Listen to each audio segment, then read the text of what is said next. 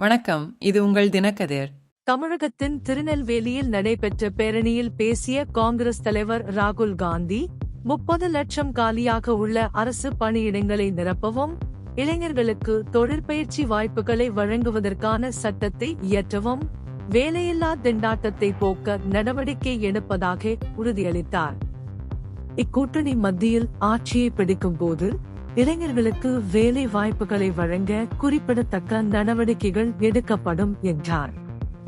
பாஜகவை விமர்சித்த காந்தி, அதன் கண் அதிகாரத்தை தக்க வைத்துக் கொண்டால் அரசியலமைப்பை மாற்றும் நோக்கத்தை வெளிப்படையாக வெளிப்படுத்தியதாக குற்றம் சாட்டினார். அவர் இந்தியாவின் ஜனநாயக விழுமியங்களில் காணப்பட்ட சரிவை கண்டு புலம்பினார்.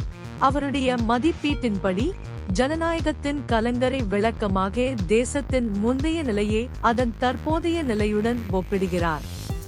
பிரதமர் மோடியை இலக்காக கொண்டு நாட்டின் நிதி மற்றும் தகவல் தொடர்பு அமைப்புகளின் மீதான கட்டுப்பாட்டிற்கு முன்னுரிமை அளிப்பதாக காந்தி குற்றம் சாட்டினார். சமூக நீதி, சுதந்திரம், சமத்துவம் ஆகிய கொள்கைகளுக்கு இடையேயான கருத்தியல் போராக பெரியார், வி. ராமசாமி போன்ற பிரமுகர்களும், RSS மற்றும் பிரதமர் மோடியின் சித்தாந்தங்களும் முன்மாதிரியாக நடந்து கொண்டிருக்கும் அரசியல் நிலப்பரப்பை அவர் வடிவமைத்தார். தமிழ்நாட்டின் கலாச்சாரம், வரலாறு மற்றும் மொழியின் மீது அபிமானத்தை வெளிப்படுத்திய காந்தி, பெரியார், அண்ணாதுரை, காமராஜர், கருணாநிதி உள்ளிட்ட தலைவர்களை சமூக நீதிக்கு ஆற்றிய பங்களிப்பிற்காக பாராட்டினார்.